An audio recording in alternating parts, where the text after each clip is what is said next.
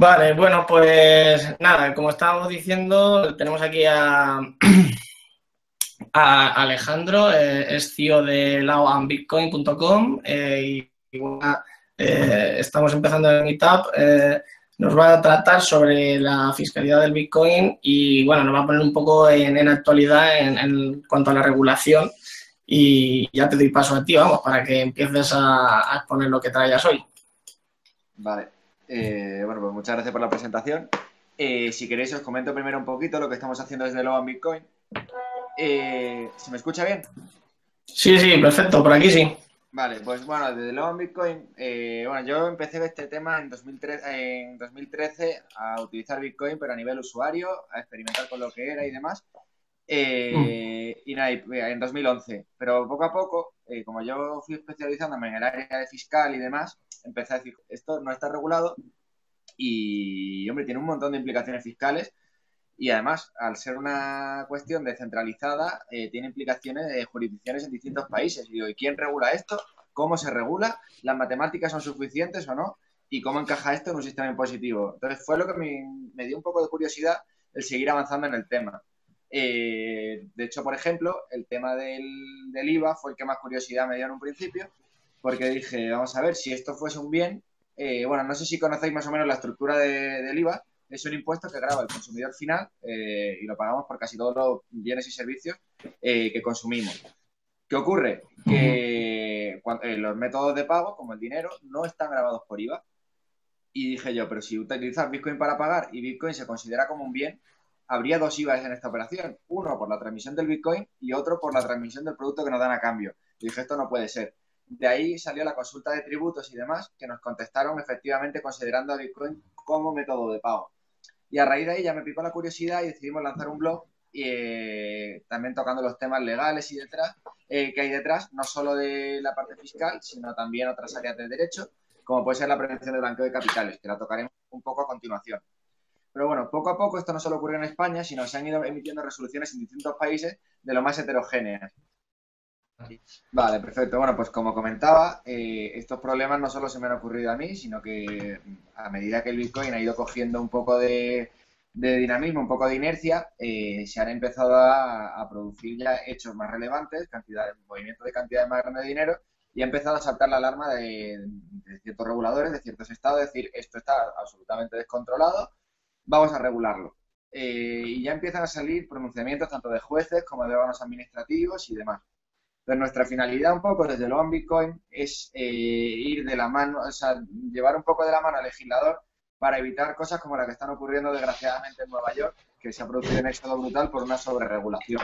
Entonces, el Bitcoiner más profundo, más criptoanarquista, que dice, no, Bitcoin ya está regulado por la matemática, no necesita regulación, pero lo que no se da cuenta la gente es que la regulación no graba solo a los objetos, sino también a las personas y a las que interactúan con cosas.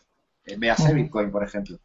¿Qué ocurre en este caso? Pues que las leyes vigentes ya aplican a Bitcoin. De hecho, esto lo decía Juan Llanos, que trabajaba, no sé si sigue estándolo, pero era el Chief Compliance Officer de BitReserve. Y decía que Bitcoin, muy acertadamente, había nacido regulado. ¿Por qué? Porque era un objeto que permitía transmitir valor a, a lo largo del espacio y del tiempo. Entonces, ¿qué ocurre con esto? Que ya encaja en muchas leyes existentes. Estados Unidos, por ejemplo, ya tiene leyes de movimiento de capitales de un punto a otro y una serie de medidas de prevención del blanqueo de capitales y financiación del terrorismo que ya eran aplicables en el momento de hacer Bitcoin. Esto mismo pasa en España. El Código Civil aplica Bitcoin. De hecho, Pablo Fernández Burgueño fue el primero en atreverse a dar una definición legal a partir de los preceptos que ya teníamos dentro de nuestro Código Civil. Para quien no lo sepa, el Código Civil es la norma base que utilizamos en España, sobre todo en derecho privado, para regular las relaciones jurídicas entre personas. ¿Qué ocurre? Que sacó una definición y efectivamente, con lo que teníamos ya, teníamos un buen punto de partida. Sin embargo, lo que yo creo que ocurre con Bitcoin es que hay que darle matices a esa regulación. Esto ya pasó con Internet en sus inicios. Decir, oye, esto acaba de aparecer algo, me permite mandar información a lo largo del mundo y esto tiene implicaciones legales. Pero el Código Civil no tiene la palabra Internet contenida en él. Sin embargo, las leyes se consideran aplicar. Esto pasa un poco con Bitcoin. Por eso yo quiero hacer un llamamiento cuando si me escucha algún regulador en algún momento que no se molesten en sacar la ley del Bitcoin. Yo no creo que la ley del Bitcoin sea algo necesario. yo creo que lo que hay que hacer es dar una definición legal de lo que es, principalmente, para que no se produzcan cosas como están produciendo ahora, de que en España parece ser que estamos tendiendo a considerar una propiedad, en Japón no lo quieren considerar una propiedad, en Estados Unidos lo han considerado un commodity, y ahora qué pasa cuando varios países hagan contratos entre ellos y el objeto del contrato, es decir, los bitcoins, tengan un tratamiento legal distinto. Entonces, Sí. yo Sí, creo... perdona que te interrumpa, pero sí, yo lo que veo aquí es que tenemos una moneda que es aplicable globalmente, pero tenemos leyes que no son globales, por lo que enmarcar eso para que sea común a todo, ahí está el medio de la cuestión, claro. Bueno, pero eso mismo pasaba con los dominios web y medio nos hemos adaptado a ello. Y yo creo que hay que hacer bueno, nosotros no, sino el regulador tiene que hacer un esfuerzo por aunar legislaciones. Yo por eso digo que Europa es el mejor país donde se puede fraguar una buena economía Bitcoin, porque la mayoría de leyes europeas relativas a la fiscalidad y demás, sobre todo en temas de IVA, están armonizadas. Esto es una ventaja competitiva muy grande con respecto a otros continentes, ya que, claro, ni siquiera en Nueva York, que tiene sus propias leyes en cada estado, se ponen de acuerdo entre ellos. Sin embargo, las leyes que tenemos ahora para aplicar, principalmente la de prevención del blanqueo y la de tributación indirecta, como puede ser la del IVA, ya están armonizadas. Es decir, hay algunos matices y demás, pero aplican conjuntamente. Yo por eso creo que animo a las empresas Bitcoin a venir a Europa y como punto de partida para empezar a expandirse. Yo creo que el ahorro en costes con respecto a otras jurisdicciones es bastante ventajosa debido a que tenemos una libre circulación de capitales, una libre circulación de mercancías que puede jugar en favor de una empresa Bitcoin. Oye, y fíjate, perdona que te interrumpo otra vez, no sé si has oído hablar de la isla de Man Sí. y está teniendo mucho que ver aquí en cuanto a las regulaciones. Bueno, Es como que se está utilizando como un vacío legal o como que dan más facilidad para instalar no, allí empresas relacionadas, ¿no? no es que sea un vacío legal. A ver, la isla de Man históricamente la ha utilizado Reino Unido para poder atraer negocio por otra vía, con una fiscalidad más ventajosa y unas normas un poco menos restrictivas. Bueno, Reino Unido también dentro de Europa tiene unas normas bastante favorables con respecto a otras jurisdicciones como España, donde tenemos una tributación bastante alta, somos bastante burocráticos. Eso es un mundo en el que tenemos que avanzar bastante. Y hombre, es un buen punto de entrada un país con una fiscalidad tan ventajosa. Pero bueno, la cantidad de negocio que hay entre la isla de Man es residual, por así decirlo. O sea, no es un país muy grande, con lo cual no.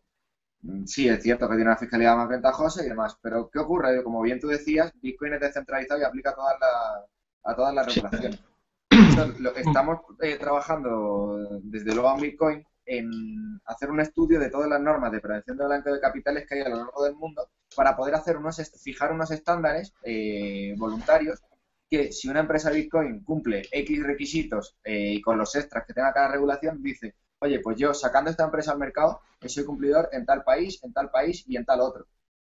Entonces, yo creo que de esa forma le ahorras costes a una empresa que no tiene que preocuparse en buscar cuál es la regulación de cada país por un lado y por otro lado la comodidad de tener todos esos estándares juntos. Vamos poquito a poco, en Europa lo tenemos ya prácticamente localizado, las diferencias que hay entre unos países y otros. Y por otro lado estamos trabajando ahora mucho con Japón. Una de las chicas que trabaja en los ámbitos Sí, de eso me comentaste el otro día hablando contigo un poco. Sí, comenta eso porque a alguien le puede interesar. bueno, eso. Una de las compañeras es compañera mía de la universidad, la conozco desde hace mucho tiempo, se llama Sara Midori, y ella es mitad española, mitad japonesa. Y total, se ha ido un mes y pico este verano a Japón y bueno, se ha tragado todos los meetups que ha habido allí, ha hecho bastante networking. Bueno, ha conocido ya instituciones como a Roger Ver, etcétera, porque allí en Japón el movimiento que está teniendo es brutal. Ya sabemos que en Japón son los primeros siempre en adoptar tecnología y son unos fanáticos de ella. Y asistimos, bueno, ella más que yo, porque estaba en japonés y me iba traduciendo, yo no sé nada de japonés, a un meetup que ella ya se había vuelto y le hicimos otra videoconferencia, como ahora mismo, solo que los meetup allí Son multitudinarios. nos llevan años de ventaja, porque van todos Sí. como en pupitres, parece aquello el colegio, todos sentados, y allí periodistas, gente del regulador, del gobierno, CEOs de empresas Bitcoin, estaban allí todos los CEOs de Kraken, estaba Roger Ver, había bastante gente muy relevante allí hablando de cuál era el futuro de Bitcoin en Japón. Y lo que decían era eso, que dar una serie de pautas, una serie de definiciones legales sobre las que partir Y en un principio parecía que Japón quería ir de la mano de Europa, pero lo que se comentó en esta charla, que ya iremos escribiendo, estamos traduciendo, tenemos la charla grabada, estamos poco a poco traduciéndola, y lo que Traducción del japonés, claro. del japonés al inglés y al castellano, sí. De hecho, lo han visto en el mes que viene, espero, nos hemos retrasado un poco, queremos abrirlo en 3 idiomas, ya está en inglés y en español, y queremos meter también el japonés dentro de la página. Bueno, La idea es un poco esa. Entonces, la idea que se me quedó a mí de todo lo que me fue traduciendo Sara, esta chica, fue sí. esa, que Japón al final lo que quiere hacer es regularlo por su cuenta, ser muy friendly, muy amigable con las empresas Bitcoin y atraer negocio ahora que es el momento, porque las empresas Bitcoin están ahora mismo en el aire, que no saben dónde meterse y qué regulaciones son más favorables. Ya Wences Casares ha traído Chapo a Europa, se está saliendo todo de Estados Unidos, California, por ejemplo, ahora lo comentaremos, ha dado un paso atrás en sus licencias y está todo un poco Está en hirviendo. el aire un poquillo. Hay un caldo de cultivo que no saben las empresas si van a tirar para un lado y para otro. Y hombre, lo suyo sería hacer como se hizo con Internet en sus inicios, que al final parecía que iba a haber problemas con esto y no, Internet al final no ha A dado ver, demasiados problemas con el tema de regulaciones a lo largo del mundo. Se ha llegado a unas conclusiones al final donde la gente, pues el tema de dominios web y tal, está armonizado más o menos a todo el mundo. Eso es lo que estoy proponiendo yo para hacer a nivel mundial, que los reguladores ya unen y digan, oye, ¿qué leyes tenemos? ¿Qué puntos tenemos en común? ¿Qué puntos conflictivos tenemos? Y llegar a esos puntos comunes. Por eso creo que hay que partir no de una regulación, sino de una definición legal que permita primero aplicar a las regulaciones que cada país tiene. Pero lo que ocurre es que no hay una ley del Bitcoin ahora mismo y yo tampoco recomiendo que de momento se haga algo parecido porque no tendría mucho sentido. Lo que quiero decir es que lo que han hecho los organismos públicos de cada país ir emitiendo sus opiniones, vinculantes o no, sobre aspectos concretos de Bitcoin que han ido permitiendo perfilar una regulación, una regulación aplicable a Bitcoin de momento con lo que ya teníamos previamente. ¿Qué ocurre? Que en Europa esto ha sido más sencillo porque las regulaciones están armonizadas, son similares las leyes dentro de Europa, dentro de lo que cabe, sobre todo en temas de prevención de blanqueo y de IVA. Pero ¿qué ocurre? Que en otros países las regulaciones son muy divergentes. Entonces, yo lo que quería es invitar a una reflexión al regulador para que piense, que diga, oye, vamos a hablar con otros reguladores antes de empezar a tocar estos temas.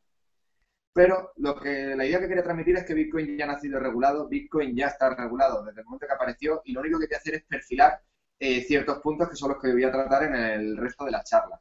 Entonces, lo que quería decir es, vamos por puntos. Vamos a empezar por la parte de tributación, la parte de fiscalidad, y el primer punto que quería tocar era el tema del IVA. El IVA, como todos sabemos, es un impuesto que grava consumo y consumo, ya sean bienes o prestaciones de servicio. ¿Qué ocurre? Que yo cuando pago con X euros una zapatilla, por ejemplo, pago con 50 euros una zapatilla deportiva. Aquí hay dos transmisiones. Hay por un lado una transmisión de euros y por otro lado una de una zapatilla. Pero ¿qué ocurre? Que la ley del IVA no grava con IVA a la transmisión del dinero porque es un vehículo, porque no tiene un consumidor final, que está en perpetua transmisión de una mano a otra. Sin embargo, lo que quiere grabar es el consumo del producto que llega a cambio. Sin embargo, con la ley que teníamos, Bitcoin no tenía la consideración de dinero. Bitcoin no disfrutaba de esa exención o de no sujeción, depende del caso. El IVA lo que hace es grabar a un consumidor final, ¿vale? Y por eso las operaciones con dinero, con métodos de pago, no están grabadas con IVA, porque si no habría dos imposiciones, una por transmitir el dinero y otra por el bien. Esta fue la primera duda que nos planteamos con el tema del Bitcoin. Oye, Bitcoin, mientras no se considera dinero, no entra dentro de la definición de dinero electrónico, no es dinero de curso legal y por tanto la consideración que había tenido en un principio era la de un bien. Y una permuta, que es decir, un cambio de un bien por otro, si hay un empresario de por medio, lleva dos IVAs. ¿Qué ocurría? Que si yo pago con un Bitcoin, me tiene que grabar esa operación con un 21% extra, es decir, pago un 21% por las zapatillas y el comerciante tiene que pagar un 21% con mis Bitcoins. Te cargan la finalidad que tiene Bitcoin como moneda. De ahí salió la consulta vinculante de tributos y llegó a considerar que Bitcoin era un método de pago, se asemejaba a un cheque, a un giro o a un pagaré, porque servía para transmitir dinero. Esto se ha ido replicando en distintos países de la Unión Europea que han llegado a las mismas conclusiones, salvo Estonia y Polonia. Estonia y Polonia dijeron que no, que tenía que llevar dos IVAs. Yo creo que en la práctica nadie lo paga, porque también la forma de perseguirlo es bastante complicada, pero en teoría de momento están grabados con IVA. Suecia, sin embargo, no quiso mojarse y lanzó esta cuestión al Tribunal de Justicia de la Unión Europea, que todavía no se ha pronunciado, Pero antes de la sentencia de los tribunales de justicia se les hacen unas recomendaciones, unas conclusiones, los abogados generales que componen en el que están en el tribunal. Y lo que recomendó el abogado general en este caso era que Bitcoin debía estar exento de IVA, pero no por tratarse de un medio de pago como un cheque o giro y un pagaré, sino porque Bitcoin había nacido como dinero y servía para pagar como dinero. O sea, no servía para nada más. Y tenía un valor en sí mismo. No es como un cheque que representa el valor que hay en un banco y te permite el derecho a mover dinero de un banco, sino que Bitcoin en sí se comporta como una moneda. Sin embargo, ¿qué problema había? Que las directivas europeas se van traduciendo en el idioma de cada país. Y en España se decía que Bitcoin, que el dinero aplicado a la exención del IVA tenía que ser dinero de curso legal y así otros países. Sin embargo, otros países como Italia hablaban de dinero a secas, no matizaban. Entonces, como no matizaban de si era dinero de curso legal o no, y otros países sí, dijo, lo que hay que hacer es interpretar la ley. Y llegó a la conclusión que haya dicho, que Bitcoin nace como dinero y sirve para pagar como dinero. Y hay un principio que se llama el de neutralidad fiscal que dice que dos situaciones idénticas no pueden tributar de forma distinta. Y por tanto, considera que Bitcoin es dinero a efectos fiscales, a efectos del impuesto sobre el valor añadido. Y estamos a la espera de esa resolución porque ese argumento puede valer para otra rama del derecho. Entonces, con eso, si se pronuncia en el mismo sentido que el abogado general, tendríamos Bitcoin exento de IVA, las transacciones con Bitcoin exentas de IVA y el intercambio de Bitcoin por divisas de curso legal no tendrían que tributar por IVA porque estarían exentos en toda Europa. Incluso a los países que dijeron que no, les vincularía esta decisión. Por eso, como decía, Europa es un buen país para establecerse como empresa de Bitcoin por la seguridad jurídica que ello conlleva. Porque cada vez que algo llega al Tribunal de Justicia de la Unión Europea, vincula al resto de Estados miembros. Con lo cual tienes un abanico de países bastante amplio en el que empezar a operar. El otro punto que quería tocar era el de qué ocurre con Bitcoin en la contabilidad, qué ocurre con Bitcoin en un balance, qué pasa si tengo una empresa que opera con Bitcoin, el dinero no es dinero. Bueno, a efectos contables hay un principio que se llama el principio de imagen fiel de la empresa. Por eso lo que yo llevo diciendo mucho tiempo y discutiendo es que no tienes que decir Bitcoin es dinero, Bitcoin es un commodity, Bitcoin es un bien, porque yo en mi contabilidad le voy a dar el valor que tenga. Por ejemplo, para un banco, un préstamo es un activo y para mí un préstamo es un pasivo en un balance contable. Por tanto, tenemos que estar a la naturaleza jurídica de lo que va a ser eso dentro de mi contabilidad, no lo que sea en sí mismo. Me explico. Si yo me dedico a acumular Bitcoin como un commodity, como el que acumula oro, pues lo contabilizaré dentro de mi balance como un commodity. Sin embargo, si yo soy una cafetería que acepta Bitcoin, lo tendré que contabilizar con las tesorerías. Esto quiere decir donde tengo los euros de la caja. O sea, lo pondría en el mismo sitio contable con la misma liquidez que tiene eso en caja. Por eso yo digo que hay que atender a la naturaleza jurídica de las operaciones que estamos realizando con Bitcoin. El otro punto importante es el tema de que el que más preocupa a los estados es el tema de la prevención del blanqueo de capitales y tengo una opinión totalmente distinta a ellos. Porque ellos piensan, bueno, y es cierto que se puede, blanquear dinero con Bitcoin puede llegar a ser sencillo por el tema de la privacidad y el anonimato del que se le puede revestir si uno quiere, usando mixers, etcétera. Sin embargo, lo que yo digo me parece un argumento un poco hipócrita, porque en el momento que yo puedo sacar 500 euros de un cajero automático, la trazabilidad de esos euros se ha perdido. Yo me puedo gastar ese dinero en piruletas o en cocaína y nadie me va a decir que no estoy gastando ese dinero. Por tanto, el argumento de que no sé el uso que se le está dando a los Bitcoin, pues el mismo que se le está dando el efectivo. Sí es cierto que como argumento en contra hay unas limitaciones de pago en efectivo de 2.500 euros, creo que estaba ahora el límite, que con Bitcoin no podría controlarse. Pero sin embargo, el llamamiento también que quiero hacer aquí, la reflexión que yo quiero hacer con Bitcoin es que Bitcoin es dinero programable, que todas las transacciones con Bitcoin están trazadas y que el registro de la cadena de bloques es público para todo el mundo. De hecho, no sé si visteis un artículo que sacó La Razón sobre una investigación que estaba haciendo Alberto Gómez Toribio de CoinFein con Jorge Rodobás y con Pablo Fernández Burgueño, que se habían puesto a trazar las transacciones que se habían hecho con el ransomware. Me imagino que lo conoceréis o lo explico un poco de qué va el virus. Sí, bueno, lo conocemos los un poco más avanzados, pero sí, explícalo para los que nos estén viendo, que sepan un poco más de lo que va eso. El ransomware se trata de un virus que te encripta los archivos del ordenador en cuanto lo abres. Te suele llegar un mensaje, por ejemplo, somos de correos y te has dejado un paquete, descarga el archivo y una vez que lo abres, picas, no es un paquete de correo, sino que es un virus, y te encripta los archivos del ordenador. Y te salta un banner que te dice, oye, tus archivos no se han perdido, si me pagas 300 euros en Bitcoin, Claro. Te devolvemos esos archivos. Hago un paréntesis, recomiendo no pagar porque ese virus sigue en tu ordenador una vez pagado y te lo pueden volver a encriptar cuando quieran. Pero eso es un matiz que si queréis hablamos de ello otro día. Pero sin embargo, ¿qué hizo Alberto? Se dio cuenta que los cajeros Lamasu que había creo que era Lamasu, no sé de quién era el cajero, que había en Madrid, estaban todos los días sacando 300 euros, 300 euros, 300 euros. Llegaron a la conclusión de que esos 300 euros que sacaban diarios no era casualidad, sino que era gente sacando dinero del cajero automático para poder pagar esta mordida y recuperar los archivos. Muchos eran despachos de abogados. Yo he tenido que prestarle dinero, prestarle bitcoins a despachos de abogados que no sabían lo que era. No puedo decir los nombres. Precisamente porque se les habían encriptado archivos muy importantes y, hombre, hacen copia de seguridad diaria, pero el trabajo de un día de un despacho completo es una cantidad de documentos y un dinero. Entonces tenían que pagarlo. ¿Y lo lograron recuperar esos archivos finalmente? Sí, lo recuperaron. Lo que les he dicho, que tengan cuidado porque ese virus sigue en su ordenador y, bueno, eso ya su departamento de IT se encarga de ello. Yo el que lo eran despachos más o menos pequeños que tenían menos seguridad que los... Sí, pero es un virus, de todo se dio bastante bombo por las redes, incluso yo no sé si influenció eso al precio del Bitcoin, porque qué casualidad que justamente cuando el boom de ese virus, el precio creo que subió al alza un poquillo. Puede ser. De hecho fue por eso, pero claro. A donde quería llegar con esto es que Alberto se dio cuenta que había unos patrones en la cadena de bloques para apagar estos virus. Y siguiendo esos patrones puede llegar a pillar las empresas. Entonces yo lo que digo es hacer esto a la inversa. Es decir, el Estado está preocupadísimo por el blanqueo y tal. ¿Por qué no hacen un software para detectar automatizadamente actividades criminales, perseguir actividades sospechosas y nos dejen un poco en paz para que el terreno se desarrolle un poco y no ahogar a las empresas Bitcoin? ¿Por qué? Porque es dinero programable, es dinero trazable y las transacciones con Bitcoin no se borran. Eso va a quedar ahí para siempre. Por eso yo digo que hay formas más sencillas de blanquear. Cuando el boom de ese virus... Me estoy escuchando con eco, creo. Sí, se acaban de unir los de Valencia. A ver, vamos a ver si nos sincronizamos el audio. ¿Nos escucháis? A ver, Manuel, puedes hablar. Tenéis el audio cortado, creo. Creo que sí. Tenía el micro apagado. Ahora sí que estamos escuchando en directo, entonces continuar y disculpar por las molestias técnicas. Sí. ¿Os habéis perdido la charla o...? No, lo hemos escuchado todo, pero con delay.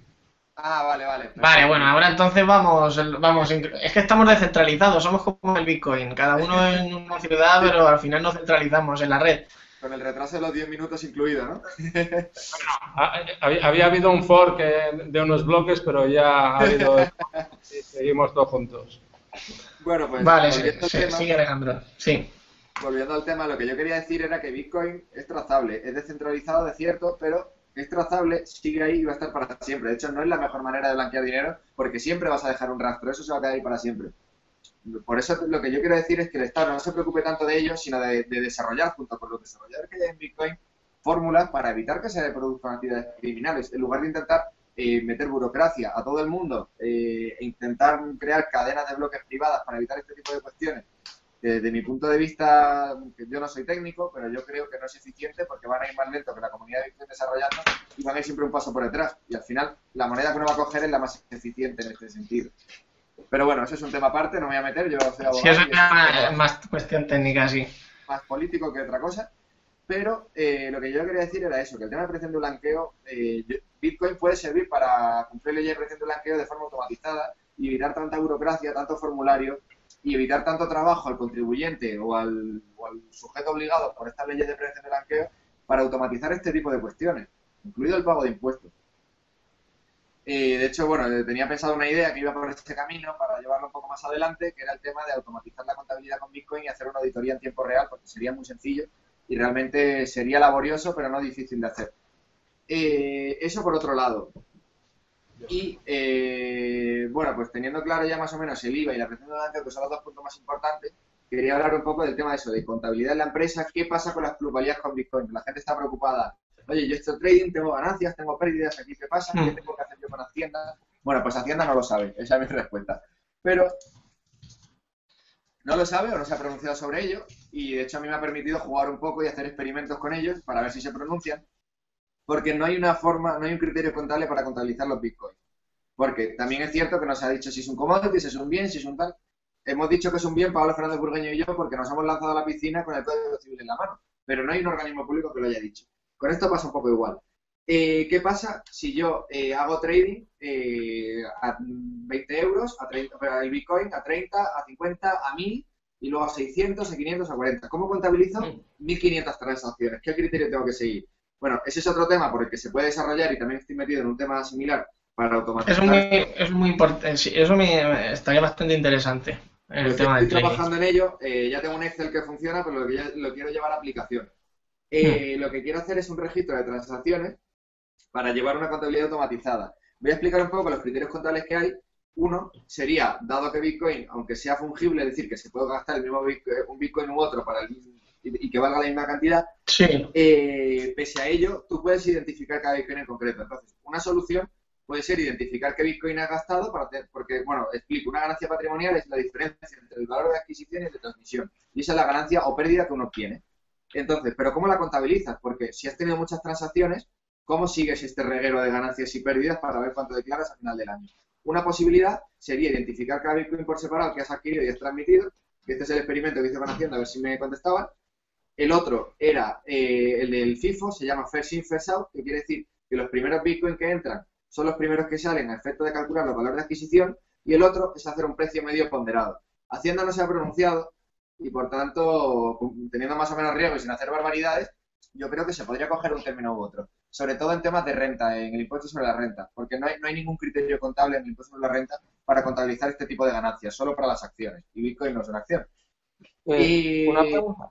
Entonces, ese es otro de los puntos conflictivos, porque si se van pronunciando los distintos estados en distintos sentidos de la forma de contabilizar esto, cuando tengas una sociedad que opere en varios países, ¿cómo vas a llevar la contabilidad a todo esto? Armonizar todo esto va a ser un poco complejo.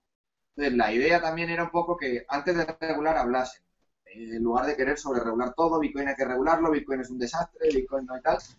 Bitcoin ya está regulado por las matemáticas y con las leyes vigentes ahora mismo. Lo único que tiene que hacer es, como digo, es perfilarla y dar matices a la ley para que se le pueda aplicar. Entonces, eso por un punto. El experimento que yo decía era, imaginemos que yo tengo Bitcoin con el que he hecho trading a $200, Bitcoin con el que he hecho trading a $1000 y Bitcoin con el que he hecho trading otra vez a 200 porque haya vuelto a bajar.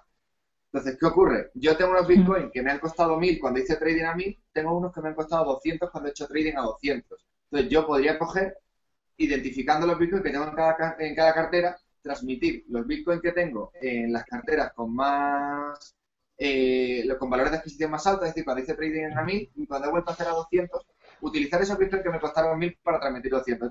De tal forma que aunque mi precio medio ponderado tenga una ganancia patrimonial, yo habré tenido una pérdida por tener un valor de adquisición de 1000 y un valor de transmisión de 200. Esto claro, es claro. Y Hacienda se va a acabar pronunciando sobre el tema. Realmente no estás tributando menos, sino difiriendo la tributación, porque cuando los vendas todos, pagarán lo mismo. El tema es una forma de diferir el impuesto. Yo creo, de todas formas, que ese no sería el criterio más lógico para aplicar y yo no le recomendaría a ningún cliente hacer eso con su Bitcoin, porque Hacienda va a llamar a tu puerta cuando vea que has tenido una ganancia real y ya has declarado una pérdida. Sin embargo, el criterio de FIFO creo que es el más lógico. De hecho, mi Excel va por ahí, aplica el criterio FIFO y el precio medio ponderado de los Bitcoins que van entrando y saliendo de un balance, de tal forma que yo sé en todo momento la ganancia o pérdida que estoy teniendo y al final de año diré, pues esto es mi ganancia para declararla. Eso aplicaría un poco a renta y a sociedades, al impuesto sobre sociedades, es decir, una persona física o una persona jurídica. Con lo cual el tema contable tampoco es tan complejo en este sentido y sin arriesgar demasiado se puede tirar por un criterio verdaderamente razonable como es el de aplicar FIFO. A ver, Alejandro, te voy a interrumpir un momento que tenemos aquí dos preguntas, si te parece. Sí. ¿Vale? A ver, Joan, ¿nos escuchas? Sí. Vale, mira, puedes lanzarle la pregunta que me estabas comentando. Exacto, eso. Si tú tienes un beneficio y luego, por ejemplo, lo gastas, o sea, por ejemplo, te vas de viaje con Destinia, ¿hay qué pasa? Ese es otro tema que hemos hablado muchas veces, lo discutimos en otra mitad hace tiempo, porque en teoría estás teniendo una ganancia patrimonial, realmente, porque si yo, por ejemplo, si con un café no lo vas a notar y nadie va a llamar a tu puerta, pero imagínate que con esos beneficios me dedico a comprar diamantes.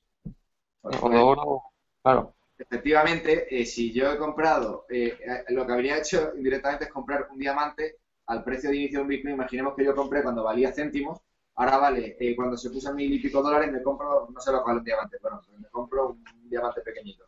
Ahí sí que se ha producido una ganancia patrimonial por el camino. sea, realmente, ¿hay que declararla? Pues yo creo que lo más lógico sería una consulta de tributo.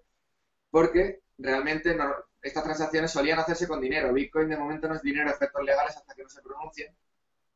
Y es dudoso si habría que declarar ahí o no la plusvalía o diferirla cuando vendas ese diamante. Es discutible, se puede plantear una consulta de tributo sobre el tema, lo tomo nota. Y hablando de consulta de tributo, bueno, había otra pregunta más, ¿no? La contesto antes. Sí, otra y ya seguimos si quieres. La plantea Bitcoin Castellón, nuestro amigo Josep, desde Castellón, dice, un saludo a Alejandro, dice, quiero comprarme una casa y tengo 1000 Bitcoin, 200.000 euros al cambio, la cotización de hoy, por ejemplo, pero el vendedor no acepta Bitcoin. ¿Cómo transformo esos BTC a euros sin perder equivalencia? ¿Con qué representa la equivalencia? ¿A la comisión que cobra un exchanger? ¿O...? La verdad que... Ah, vale. Sí, Hacienda, me comenta Hacienda. No sé cómo ha planteado esta pregunta, la verdad. Dice que tiene 1000 Bitcoin, al cambio son 200.000 y el vendedor no los acepta. ¿Cómo? Ah, sí, claro, que él lo que quiere hacer es esos Bitcoin, transformarlos a euros, pero claro, en ese camino de transformación tú tienes que declarar, a la Hacienda le tienes que dar el tanto por ciento de ese cambio. Cuando tú conviertes de BTC a Fiat, quiere decir, supongo, que será eso.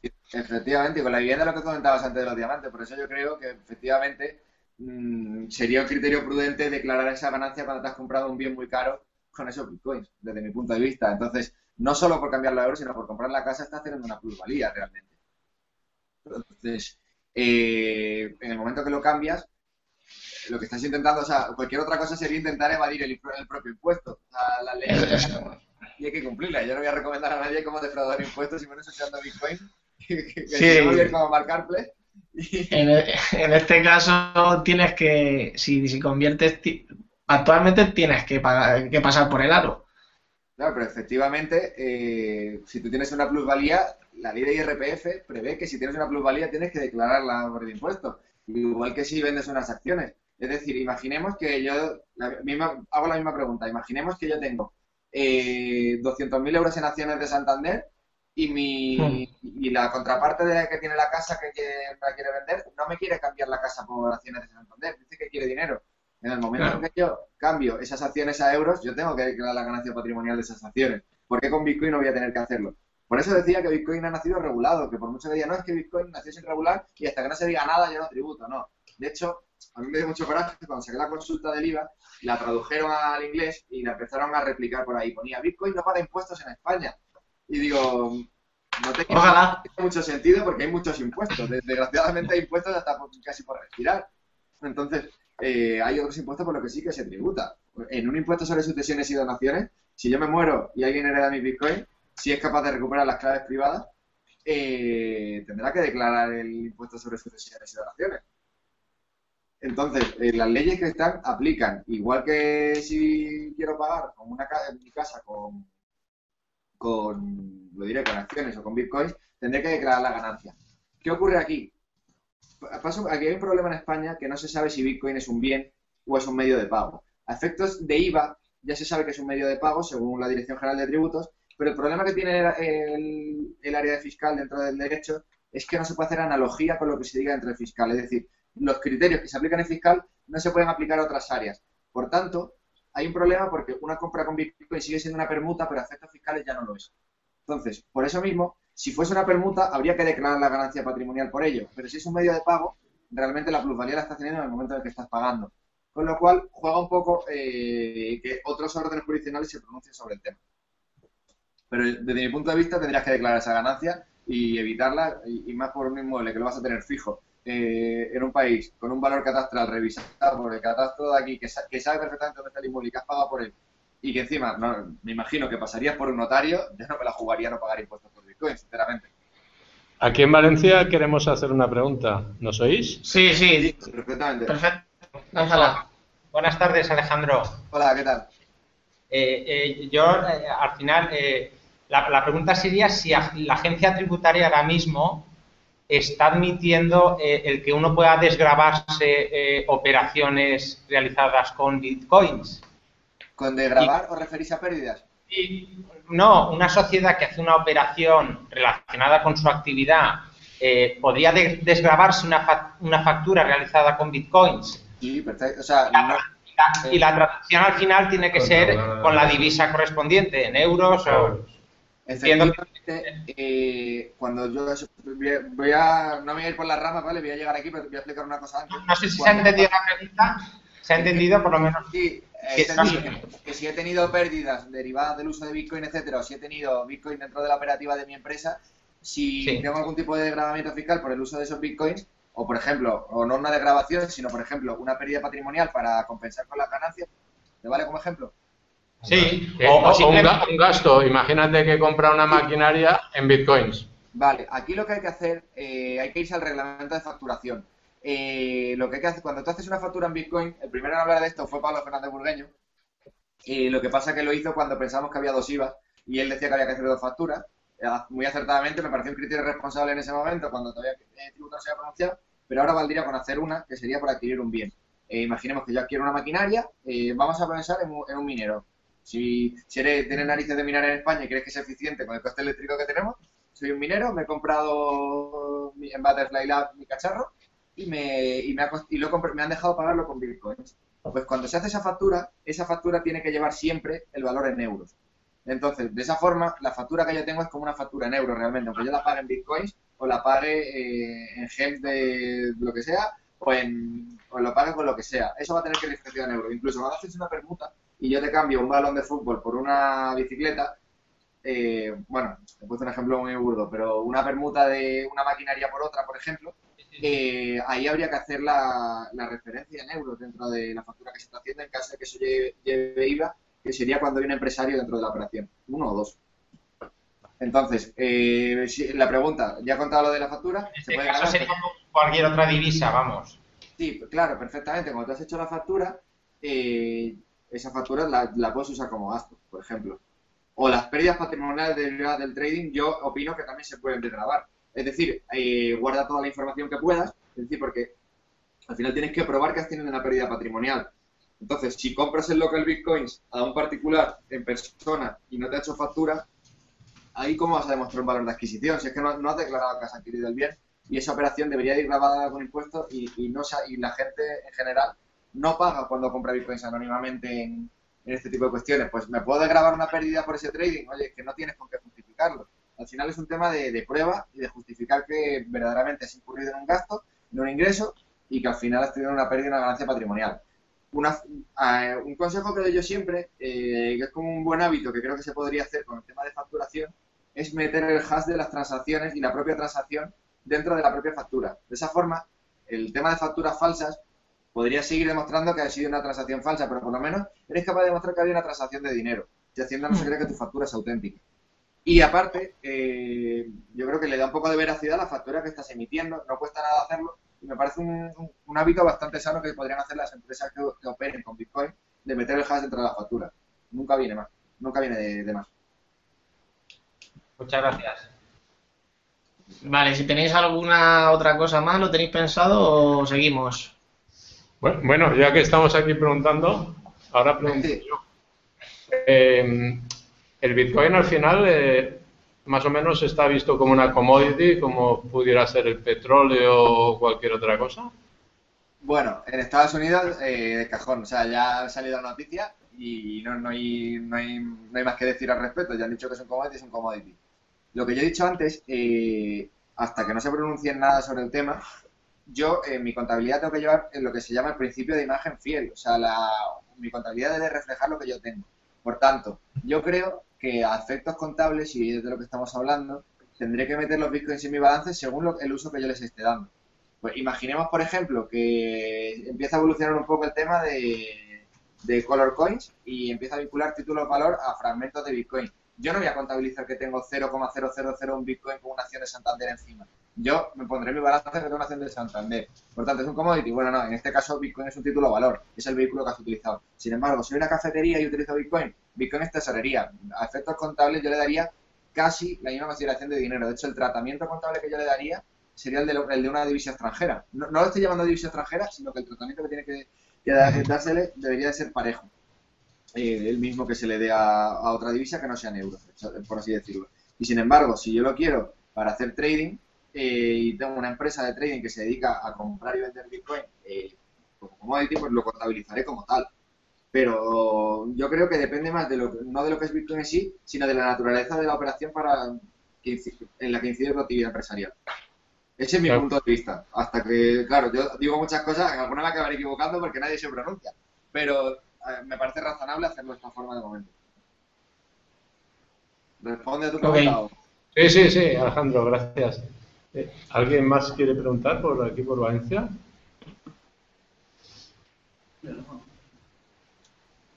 ¿Os animáis o qué? Ramón, ¿quieres hacer alguna pregunta tú? Me he perdido todo. Hola, Alejandro, perdona, Hola, ¿qué tal, Ramón? Hombre, Ramón, tienes que hacer una breve presentación aquí por llegar el último. No. Nada. Hombre, yo estoy encantado de que estés con nosotros. Yo ya pues he tenido un poco más de trato contigo, pero mucha gente no te conoce y para mí esto es una oportunidad importante porque para mí tú eres una referencia en el ámbito legal del Bitcoin. Para bien o para mal, porque como soy el único junto con Pablo, que lo puedo hacer bien o mal, pero sigo siendo... Me has demostrado estar muy al día y estar muy puesto en todos los temas. Te he puesto a prueba por todos los lados y lo has superado todo. Y me da mucho gusto poder presentarte a toda esta gente que para mí son mi gente, ¿no? La gente con la que yo tengo más trato y tengo más confianza. Entonces, espero que te conozcan, que sepan que eres un tipo muy válido. Y bueno, lo que te comenté también una vez, que me gustaría pues que tuviéramos una buena relación en el sentido de tanto a Albit como la organización que tú representas, para que estemos trabajando codo a codo, si se puede decir, y a partir de aquí seguir trabajando en lo adelante, tanto para asesorar la asociación como para los futuros asociados, tanto como particulares, empresas o otras organizaciones que también vayan a formar parte de la Albit, que espero y tengo mucho deseo de que sí sea, porque bueno, estoy viendo que poco a poco cada vez hay mucha gente que se quiere informar, nos manda correos, mañana vamos a tener un movimiento. Hay mañana movimiento. Pues muchas gracias por tanto halago, no sé si me lo merezco todo, pero bueno. Sí, por supuesto. Yo sigo aquí al pie del cañón, intentaré sacarle todas las cosquillas que pueda a tributos y al resto de órganos. De hecho, hablando de eso, era una cosa que quería comentar antes, es un tema divertido y más teórico que práctico. No sé si os sonará la amnistía fiscal. Allá por 2011-2012 había que declarar todos los bienes en el extranjero a través del modelo 790, creo que era, y ahora se ha convertido en el modelo 720, que todos los años tiene que declarar uno los bienes que tiene fuera. Y yo, simplemente para poner a tributos en un compromiso al contestarme, le quería hacer una pregunta a través de otra consulta vinculante, todavía no la he mandado, a ver cuando saque un poco de tiempo, que ando bastante liado, y era preguntarle a tributos si efectivamente cuando yo tengo bitcoins, tengo un bien en el extranjero o está en España.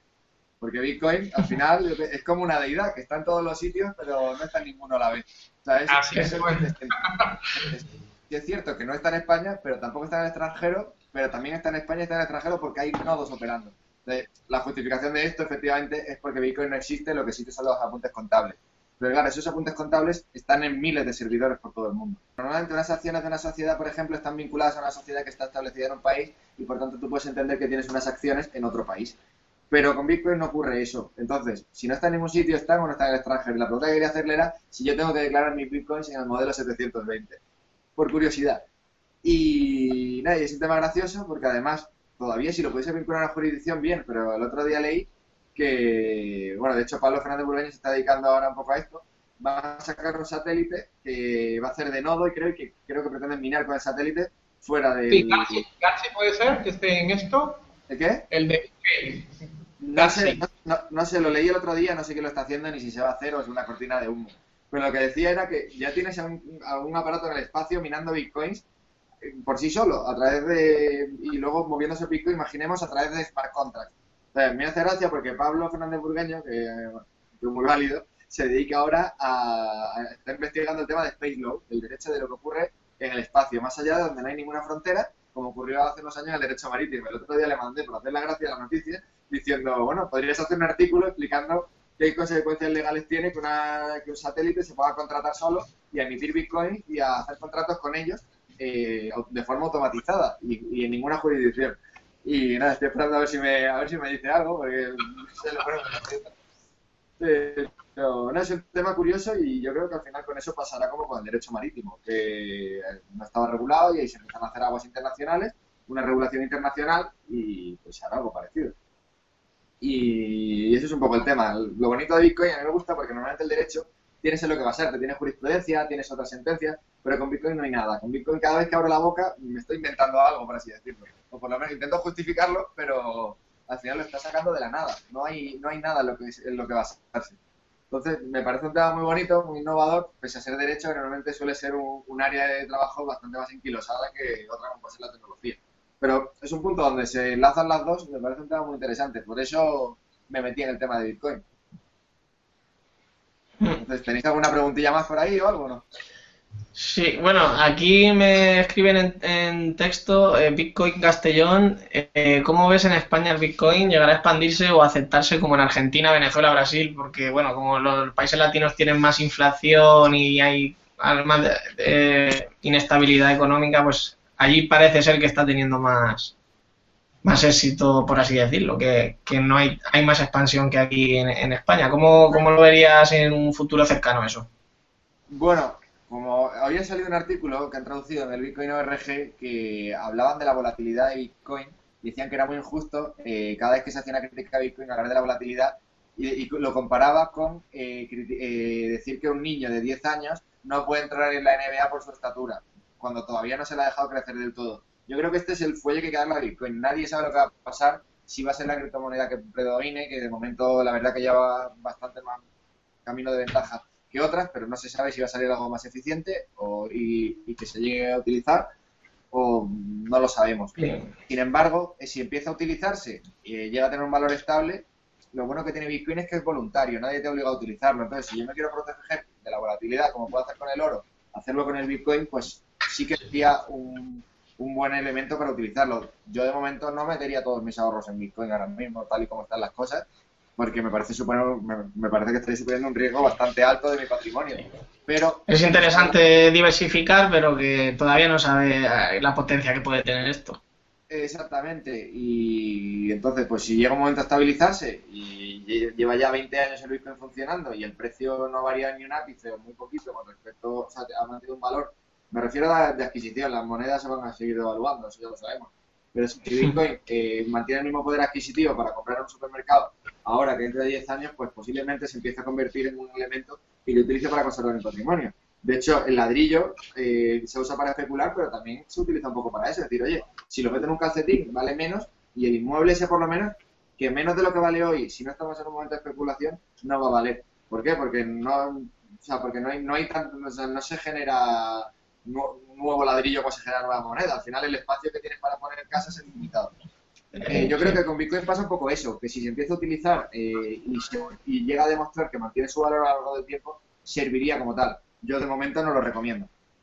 Yo el principal problema que veo es la adopción, que es la clave para todo esto. La adopción de que la gente se moje un poco más, que sepa lo que es, que trastee.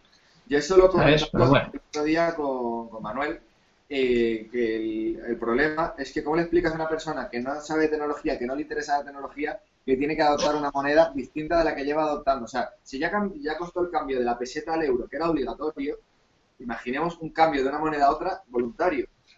Por eso hay que hacer medidas de darme no solo el motivo de que sí, es verdad que Bitcoin es más eficiente, no se devalúa con el paso del tiempo, es más rápido, es más barato. Eso se lo puede vender a un comercio y efectivamente el crecimiento entre los comercios ha sido muy rápido. Pero sin embargo, yo creo que el parón, lo que cuesta es que el particular lo utilice. Por eso creo que hay que darle otras posibilidades a Bitcoin para que, sin darse cuenta, el usuario diga, pues lo voy a utilizar para tal cosa, o me sirve para esto. E ir metiéndose poquito a poco en la sopa para decir, oye, pues me han dado un Bitcoin, oye, pues me han dado una propina en Chainstick y hay gente que por 10 céntimos se abre una cuenta en Chainstick solo porque le ha llegado 10 céntimos para recuperar 10 céntimos. Oye, pues, ir siguiendo un poco más ese camino que es decir, oye, tienes que adoptarle, si no lo adoptas, eres tonto porque tienes euros y tus euros se devalúan. Yo creo que por ese argumento no vas a convencer al ciudadano de a pie, porque no le interesa. Sigue usando euros, sigue usando la tarjeta para pagar, que le resulta muy cómodo. sin embargo lo que hay que dar son ventajas, descuentos, etcétera. Y oye, pues si usa esto, oye, pues para irte al extranjero lo puedes cambiar a través de Halcash, una persona que viene a España del extranjero y le mandan Bitcoin, oye, y te ahorras un 20% de... hay que darle ese tipo de soluciones al particular, desde mi punto de vista. Sí, está claro. A ver, desde Valencia, sí, vamos a ir finalizando ya, creo, ¿no? Sí, tenemos que ir recogiendo aquí, ¿vale? Ya son casi las 8:30. Entonces, por nuestra parte, darte las gracias, Alejandro. La verdad que ha sido muy interesante la charla. Aquí hemos tenido algunos problemas técnicos, pero hemos aprendido mucho para la próxima videoconferencia que tengamos. Estar a la próxima vez a la japonesa para que os cuente cómo está el tema en Japón, que lo contará mejor que yo. Sí, a mí además es que me encanta Japón. Diré algunas palabras en japonés, pero solo son palabrotas. Ten cuidado que ya... Bueno, pues agradecerte a ti la presencia, a Jaime, que ha estado haciendo la realización en servicios centrales, que ha tenido mucho curro y lo ha hecho muy bien, a pesar de que nosotros somos unos patanes conectándonos. Y también agradecer a Panda Meeting Point habernos cedido el espacio hoy para poder tener el meetup aquí. Creo que, bueno, yo también, muchas gracias, me lo he perdido todo porque, por desgracia, tengo labores de padre también, pero bueno, nada, creo que hay mucho tema aquí y seguramente lo emplazaremos para o bien noviembre o diciembre, si te parece bien, haremos otra, si no te importa, porque a mí se me han quedado cosas en el tintero y no sé si habéis hablado de smart contract y cosas así, no, que lo veo muy no hemos llegado todavía y si queréis lo guardamos para la próxima. Sí. Hay que hablar. De hecho, estoy ahora mismo viendo consecuencias legales de smart contracts que ya se están proponiendo, pero si queréis para la próxima lo empiezo a comentar el tema en la próxima conferencia. O si antes sale alguna resolución de algún órgano administrativo que, como la que ha salido de los commodities y tal, salga compartido en España, pues os avisaré para comentarlo si queréis en otra futura conferencia o lo que sea. Sí. Esto no acaba de empezar. Acaba de empezar la fiesta de las regulaciones. A ver si vale, pues nada, pues... A ver si se anima más a conmigo, que yo tengo el peso del mundo sobre mis hombros y no viene nadie. Oye, encantado. Y nada, nos vemos pronto. Seguimos en contacto. Bueno, para finalizar. Bueno, para finalizar diré que quien nos quiera encontrar en las redes sociales somos abarbit.org y quien quiera contactar con Alejandro, laoandbitcoin.com, ¿no? Sí. Para quien quiera seguir más detenidamente lo que hemos ido comentando. Así que nada, esperamos que la gente que nos haya escuchado se haya quedado con las ideas claras y ya seguiremos por las redes sociales y etc. Y si así que nada, Alejandro, pues... escribir algo más, se le contesta a través de email, no hay ningún problema. Si tiene alguna duda más o curiosidad sobre algún artículo, o si hay algún abogado que quiera escribir sobre algún tema, lo invito también, que no hay muchos.